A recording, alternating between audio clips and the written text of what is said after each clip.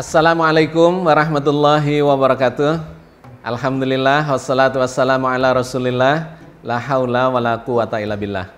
Sahabat sekalian, kita bersyukur pada Allah bisa melanjutkan kajian kita, yaitu dalam program Cangkir Tasawuf. Hari ini kita memasuki episode yang ke-136. Kita akan melanjutkan kajian kita yang menarik di episode yang lalu, di mana kita sudah membahas tentang tema membela Allah. Sebuah kajian yang menarik dikarenakan menjadi pembicaraan yang sangat luas, ya, viral, dan kemudian banyak yang mempertanyakan sebetulnya bagaimanakah sikap Islam terhadap ungkapan itu, membela Allah. Apakah Allah itu perlu dibela? Nah, kita sudah melakukan kajiannya. Jawabannya adalah kalau yang dipertanyakan apakah Allah perlu dibela, maka jawabannya pasti adalah tidak. Kenapa? Ya karena Allah sendiri yang membuat statement bahwa Allah itu tidak membutuhkan pembelaan, tidak membutuhkan pertolongan apapun. Innallaha laghaniyun 'anil alamin. Allah itu maha kaya, tidak membutuhkan apapun dari makhluknya. Jadi sahabat sekalian, pertanyaan pertama yang kemarin sudah kita jawab, kalau pertanyaannya adalah apakah Allah perlu dibela, maka jawabannya adalah pasti tidak. Tetapi kalau pertanyaannya dibalik, apakah kita perlu membela Allah, maka jawabannya adalah perlu. Kenapa? Ya karena kita ini membutuhkan untuk melakukan kebajikan. Karena kebajikan, ya, membela Allah itu sama dengan membela kebajikan. Karena setiap kita membela kebajikan, maka kita akan mendapatkan balasan kebajikan itu. Sehingga kita membutuhkan untuk melakukan kebajikan-kebajikan karena akan bermanfaat buat diri kita sendiri, buat orang-orang dekat kita, buat tetangga kita, saudara kita, dan umat manusia secara keseluruhan. Setiap kebajikan tidak ada balasan lain kecuali kebajikan juga. Itu yang difirmankan Allah di dalam surat Ar-Rahman ayat 60. Hal jazaul ihsani ilal ihsan. Tidak ada balasan kebajikan kecuali adalah kebajikan juga. Oke ya, sahabat sekalian, ini sekedar mengingatkan kembali untuk menyambungkan kajiannya dengan tema kita hari ini. Kita akan melanjutkan kajian kita tentang membela Allah. Ada hal yang perlu diklarifikasi karena masih menjadi pertanyaan baik di dalam forum kita maupun dari luar itu, ya, yang dipertanyakan kepada saya. Ada sebuah pertanyaan yang menarik begini. Sesungguhnya yang kita bela itu agama ataukah Allah? Jadi mana yang benar? Atau mana yang seharusnya kita lakukan? Membela Allah ataukah membela agama? Sahabat sekalian, ini sekilas seperti sama, tetapi ternyata membawa konsekuensi yang berbeda, dan kita akan melihat peristiwa-peristiwa, fenomena-fenomena dikarenakan kesalahan atau kekurang tepatan di dalam memahami ini sehingga memunculkan masalah-masalah di dalam kehidupan keumatan kita. Membela Allah ternyata tidak sama dengan membela agama, atau membela agama ternyata tidak sama persis dengan membela Allah. Mari kita lakukan kajiannya dan klarifikasinya. Dalam sejumlah kajian yang kita bisa melihat di YouTube dan berbagai kajian lainnya, online maupun offline, seringkali ungkapan membela agama itu digunakan untuk menggantikan kalimat membela Allah. Padahal sesungguhnya kalau kita baca di dalam teks aslinya, di dalam Al-Quran Al-Karim, tidak ada istilah membela agama, itu tidak ada. Yang ada adalah membela Allah. Salah satunya yang sudah kita bahas di episode yang lalu dan kemudian kita kutip kembali untuk melandasi kajian kita kali ini adalah di dalam surat Muhammad ayat ke-7. Ya ayyuhalladzina amanu intan surullaha yang surkum wa yusabbit aqdamakum. Wahai orang-orang beriman, jika kamu menolong Allah, niscaya Dia akan menolongmu dan meneguhkan kedudukanmu. Ayat ini dengan sangat jelas menggunakan kata intan surullaha yang surkum. Ya ayyuhalladzina amanu intan surullaha yang surkum wa yusabbit aqdamakum. Wahai orang-orang yang beriman, jika kalian menolong Allah, membela Allah, intan surullaha yang surkum, maka Allah akan membelamu, akan menolongmu. Jadi sahabat sekalian, diksi yang dipakai itu bukanlah menolong agama, intan suruddin misalnya, jika kamu menolong agama. Tetapi intan surullah, jika kamu menolong Allah. Nah, tentang menolong Allah ini kita sudah melakukan klarifikasinya. Apa yang dimaksud dengan menolong Allah? Yaitu melakukan berbagai macam kebajikan yang diajarkan oleh Allah. Kebajikan itu setara dengan menolong Allah, ya. Menolong kebajikan itu disetarakan dengan menolong Allah. Nah, sahabat sekalian, istilah diksi yang dipakai bukan menolong agama, tetapi menolong Allah. Karena itu, kalau ada yang kemudian mengatakan atau menyimpulkan sebagai menolong agama, itu sesungguhnya kurang tepat. Meskipun dengan pertimbangan bahwa Allah itu tidak perlu ditolong. Kan seringkali kita merasa jengah atau merasa kurang nyaman, kok Allah ditolong, kan begitu. Tetapi masalahnya kan bukan Allah yang butuh ditolong, melainkan kita yang butuh melakukan segala macam kebajikan itu yang diistilahkan sebagai menolong Allah. Walaupun Allah sesungguhnya tidak perlu kita tolong. Ya, saya kira ini sudah clear di episode yang lalu. Yang hari ini kita ingin dalami adalah apa perbedaannya antara menolong Allah dengan menolong agama.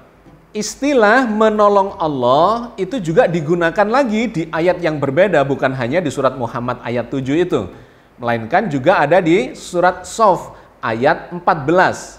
Di situ Allah menggunakan istilah yang mirip dengan itu, menolong Allah. Ya ayyuhalladzina amanu kunu ansarallahi kama qala Isa bin Maryam lil hawariyina man ansari ilallah. Qalal hawariyuna nahnu ansarallah. Wahai orang-orang yang beriman, jadilah kamu penolong Allah. Sebagaimana Isa ibnu Maryam telah berkata kepada pengikut-pengikutnya yang setia. Siapakah yang akan menjadi penolong-penolongku untuk Allah? Pengikut-pengikut yang setia itu berkata, kamilah penolong-penolong Allah. Jadi sekali lagi kita melihat diksi yang dipakai adalah ansarullah, menolong atau penolong Allah, bukan penolong agama. Nah, sahabat sekalian, kelihatannya mirip atau sama antara menolong, membela Allah dan membela agama. Tapi ternyata kalau kita detailkan pemahaman kita akan memunculkan perbedaan yang membawa konsekuensi yang berbeda juga. Dan ini terjadi di masyarakat kita. Yang terjadi adalah membela agama, tetapi kadang-kadang tidak membela Allah atau lupa terhadap Tuhannya. Bagaimana hal itu bisa terjadi? Sahabat sekalian, kita coba definisikan dulu apa itu agama dan apa itu Allah, supaya kita bisa melihat konsekuensi dari penggunaan diksi yang berbeda itu. Agama itu bisa memiliki beberapa makna secara bertingkat-tingkat. Makna yang pertama, agama adalah sama dengan identitas atau atribut. Agama yang dimaknai sebagai identitas itu ada di dalam misalnya KTP kita. Ditanya agamanya apa? Islam, atau mungkin Kristen, atau mungkin Yahudi, ya, dan sebagainya. Agamanya apa? Ya, sebagai identitas, maka kita sebut agama saya, agama kita adalah Islam. Agama sebagai identitas. Atau dalam nama kita menunjukkan bahwa kita ini beragama Islam. Meskipun di Arab sana banyak juga orang-orang yang namanya bahasa Arab tetapi tidak beragama Islam. Agama diidentikan dengan atribut. Misalnya seseorang yang menggunakan pakaian muslim, ya, pakai jalabiyah atau jubah atau long dress, kemudian pakai jilbab, nah dia pasti sudah Islam. Padahal banyak juga yang non muslim Di Timur Tengah sana juga menggunakan pakaian yang seperti itu. Atau pakai sorban. Kalau sudah pakai sorban, maka dia pasti, wah, Islamnya bagus, agamanya bagus. Atau kemudian dalam atribut yang lain, misalnya terkait dengan jenggotnya, misalnya, atau terkait dengan hal-hal yang lain yang menggambarkan atribut-atribut, termasuk misalnya bendera. Kalau benderanya itu, dia identitasnya adalah Islam. Atau bahkan warna, ada yang warna hijau, warna biru, begitu ya. Itu diidentikan dengan agama. Agama identik dengan identitas dan atribut-atribut. Ini adalah pemahaman yang pertama terkait dengan agama. Memang ini pemahaman yang sangat artifisial, yang sangat dangkal, hanya di permukaan. Tetapi itu terjadi di kalangan umat ini. Orang-orang yang kemudian melakukan pembelaan-pembelaan terhadap atribut-atribut dan nama-nama itu. Yang dipermasalahkan itu yang remeh-temeh seperti itu. Terkait dengan nama dipermasalahkan. Kemudian terkait dengan atribut, misalnya pakaiannya. Seperti apa, kalau pakaiannya model misalnya western style, itu dianggap tidak islami. Ada yang mempermasalahkan seperti itu. Harus menggunakan pakaian yang stylenya adalah dari Timur Tengah misalnya. Itu adalah pembelaan terhadap atribut-atribut keagamaan. Seakan-akan agama itu identik dengan itu.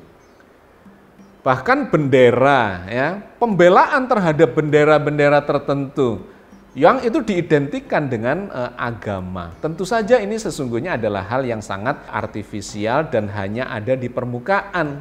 Yang kalau kita mencoba mendalami makna agama ini, sesungguhnya itu hal yang sangat remeh-temeh. Tidak di situ beragama itu. Apalagi melakukan pembelaan yang kemudian sampai memunculkan masalah, ya, pertengkaran, bahkan perkelahian, dan yang sangat radikal misalnya antar kelompok dengan kelompok, ya, itu terjadi di kalangan umat ini.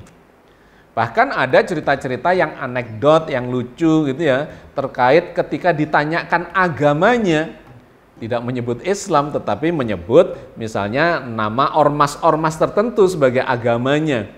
Ya, itu sebuah anekdot tetapi terjadi di kalangan tertentu yang menunjukkan ada pemahaman terkait dengan agama didefinisikan sebagai identitas dan atribut-atribut.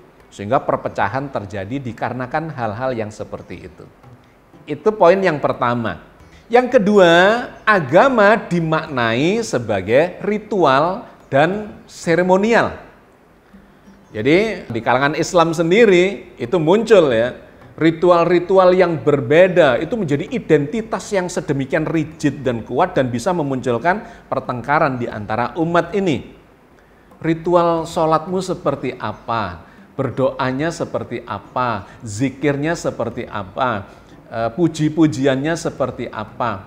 Peribadatan dengan memiliki bentuk yang berbeda itu diidentikan sebagai agama ini. Sehingga pembelaan terhadap agama itu masuk ke wilayah ritual dan peribadatan atau seremonial itu. Dan itu terjadi di kalangan umat ini. Clash, ya, pertengkaran bahkan lebih keras daripada itu terjadi di kalangan akar rumput, ya, karena memahami atau memiliki pemahaman yang kurang tepat terkait dengan agama ini. Agama diidentikan dengan ritual dan seremonial. Dan ini efeknya sungguh sangat luas sampai memunculkan aliran-aliran, bahkan memunculkan mazhab-mazhab, memunculkan sekte-sekte, ya, sampai dalam bentuk yang lebih operasional, dalam bentuk ormas-ormas yang memiliki tipikal ritual peribadatannya berbeda dengan ormas yang lain. Dan itu kemudian sedemikian rigidnya perbedaan itu. Bahkan seakan-akan memang ingin berbeda antara kelompok yang satu dengan kelompok yang lain. Agama diidentikan dengan ritual dan peribadatan atau seremonial peribadatan. Nah, yang ketiga, agama dimaknai sebagai sebuah jalan, sebuah wasilah untuk mendekatkan diri kepada Allah. Ini diceritakan, digambarkan oleh Allah di dalam Al-Quran Al-Karim dalam banyak ayat. Di antaranya dalam surat Al-Ma'idah ayat 35. Ya ayyuhalladzina amanu taqullaha wabtaghu ilaihil wasilah wajahidu fi sabilihi la'allakum tuflihun. Wahai orang-orang yang beriman, bertakwalah kepada Allah dan carilah jalan yang mendekatkan diri kepadanya dan berjihadlah di jalannya supaya kamu mendapat kemenangan. Jadi agama ini disebut sebagai jalan. Ada yang menggunakan istilah wasilah, ada yang menggunakan istilah siratim mustaqim, jalan yang lurus, yaitu bertebaran di dalam Al-Quran. Dari ayat ini, surat Al-Ma'idah ayat 35 ini perintahnya adalah ya ayyuhalladzina amanu taqullaha wabtaghu ilaihil wasilah wajahidu fi sabilihi la'allakum tuflihun.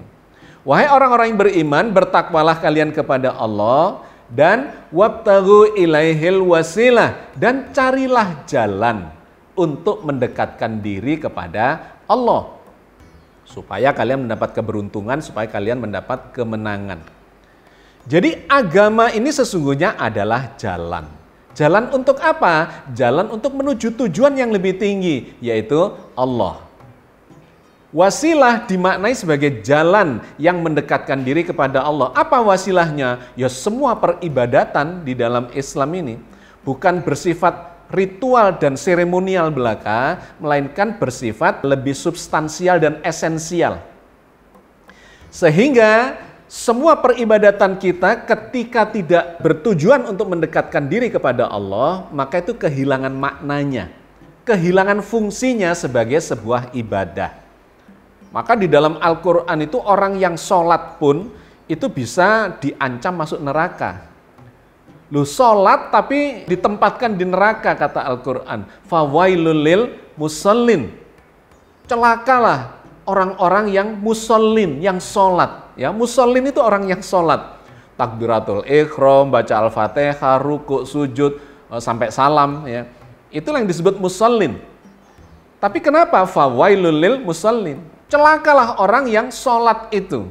Musallin itu orang yang sholat, tapi di sini disebut celakalah, neraka wail, tempatnya orang-orang yang sholat itu. Siapa mereka itu? Alladzina hum an sholatihim sahun.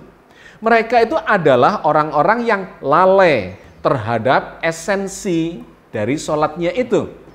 Kalimatnya bukan alladzina hum fi sholatihim sahun. Mereka adalah orang yang lalai di dalam sholatnya, fi sholatihim. Bukan, tetapi an sholatihim sahun, terhadap nilai-nilai sholatnya dia lalai.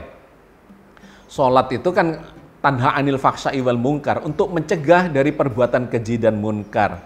Tetapi kalau ada orang melakukan ritual sholat, seremonial sholat, setelah sholat dia melakukan perbuatan keji dan munkar, itu namanya dia belum sholat sesungguhnya, ya, dalam arti yang sesungguhnya.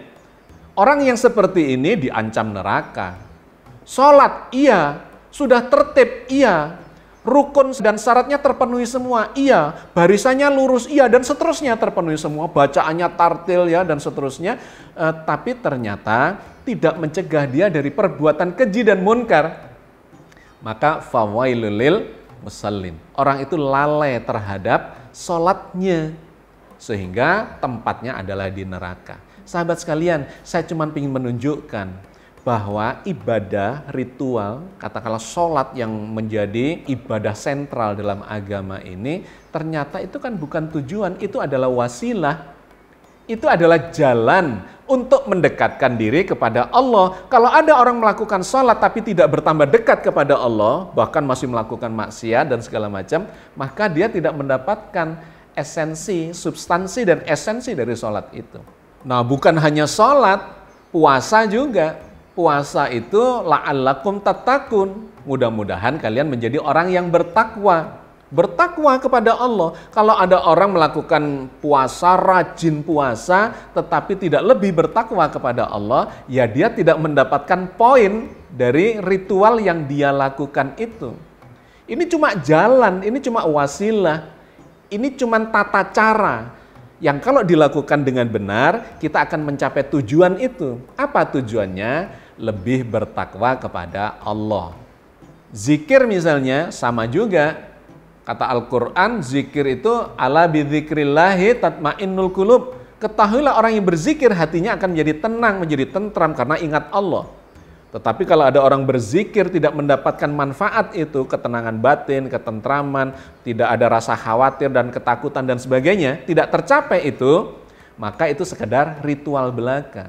Zikir adalah wasilah, zikir adalah jalan untuk mencapai tujuan yang lebih tinggi, yaitu mendekatkan diri kepada Allah sehingga hidup kita menjadi tenang, damai, tidak punya kekhawatiran, ketakutan dan sebagainya dan sebagainya. Jadi sahabat sekalian, poin penting dari beragama di pemaknaan yang ketiga ini, agama itu sesungguhnya adalah wasilah, agama itu adalah jalan. Maka di dalam sholat pun kita bermohon kepada Allah, ihdinas siratal mustaqim. Ya Allah, tunjukilah kami jalan yang lurus. Jalan yang lurus itu seperti apa? Siratal ladzina an'amta alaihim. Jalan yang penuh dengan kenikmatan. Karena mendekat terus kepada Allah. Bukan jalannya orang-orang yang dimurkai, bukan jalannya orang-orang yang tersesat. Tersesat tidak sampai ke tujuannya kepada Allah. Oke ya sahabat sekalian, jadi kita memiliki 3 makna terkait dengan agama secara bertingkat. Di level yang paling rendah, orang memahami agama sebagai identitas dan atribut. Ketika kemudian dimaknai membela Allah itu sebagai membela agama dan terjadi di level identitas dan level atribut itu, maka yang terjadi adalah pertengkaran-pertengkaran yang sesungguhnya itu sangat remeh-temeh di dalam urusan beragama ini. Yang kedua adalah memaknai agama sebagai ritual dan seremonial. Yang itu juga pembelaan terhadap ritual dan seremonial itu memunculkan pertengkaran yang juga sangat luas di kalangan umat ini terkait dengan perbedaan-perbedaan di dalam menjalankan ibadahnya. Ya puasanya, ya sholatnya dan segala macamnya memiliki perbedaan-perbedaan. Padahal poinnya bukan di situ. Poinnya adalah di pemaknaan yang ketiga, bahwa semua ini sesungguhnya cuma jalan. Jalan untuk mendekatkan diri kepada Allah. Dengan memaknai yang seperti itu, maka kita mendapatkan perbedaannya atau kejelasannya bahwa membela Allah dan membela agama itu sesungguhnya tidak identik.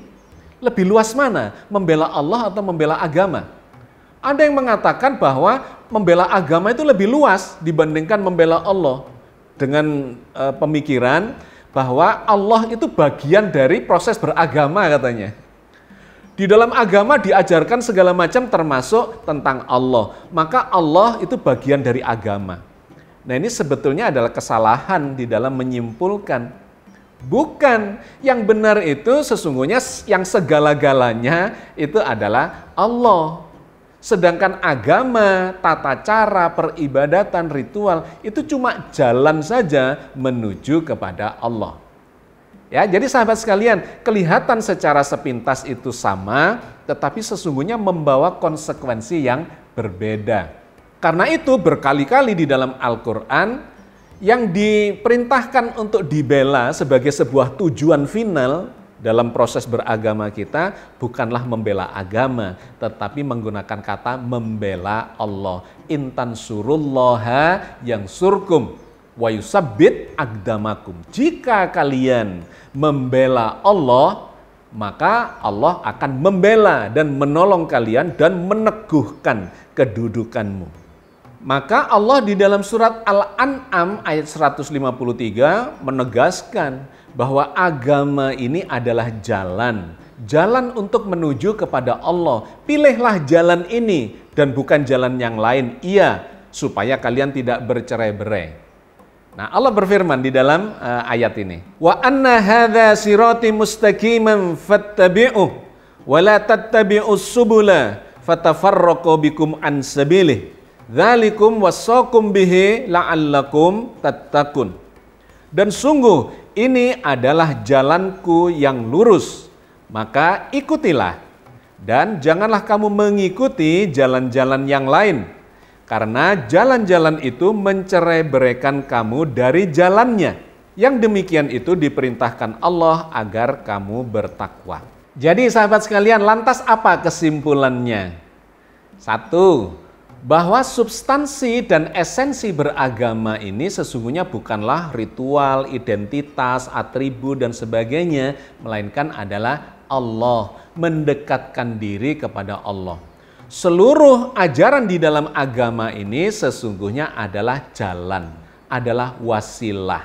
Yang kedua, karena agama ini adalah jalan, maka jangan terjebak di jalan itu yang menyebabkan kita tersesat. Bahwa kita mengikuti jalan petunjuk itu iya, tetapi pembelaan yang harus dilakukan sesungguhnya bukan terjebak di jalanan itu, melainkan adalah kepada Allah, kepada substansi dan esensi yang paling dasar dari keberagamaan kita. Nah, yang ketiga, maka menjadi penting kita ini belajar agama tidak berhenti di level syariat, melainkan masuk ke level hakikat. Hakikat itu bicara tentang substansi dan esensi dari beragama, bukan hanya berhenti di tata cara. Karena ternyata Al-Quran yang mengajarkan kepada kita, orang-orang yang sudah memenuhi seluruh tata cara itu boleh jadi masih diancam dengan neraka. Contohnya adalah fawailul lil musallin. Orang yang sholat dengan tata cara syariatnya sudah benar, belum tentu dia mendapatkan tujuan esensi dari sholat itu. Tidak tanha anil fahsya'i wal munkar, masih melakukan hal-hal yang tidak baik. Jadi kita harus masuk ke level yang lebih hakikat, lebih substansial. Dan tujuan dari semua proses yang substansial itu adalah mendekatkan diri kepada Allah, yang di dalam tasawuf disebut sebagai ma'rifatullah. Maka sebagai kesimpulan yang terakhir, sebaiknya kita ini membela Allah ataukah membela agama? Tentu saja setelah kita lakukan kajiannya ini yang benar memang seperti yang difirmankan Allah. In tansurullaha yansurkum wa yusabbit aqdamakum. Jika kalian menolong Allah, membela Allah, maka Allah akan menolong kalian dan membela kalian dan meneguhkan kedudukan kalian. Oke ya, sahabat sekalian, saya kira saya cukupkan sampai di sini kajian kita, pendalaman dari apa yang kita lakukan atau kita kaji di episode yang sebelumnya tentang membela Allah. Bukan membela agama, tetapi membela Allah. Karena agama itu adalah wasilah saja untuk mendekatkan diri kepada Allah Azza wa Jalla. Assalamualaikum warahmatullahi wabarakatuh.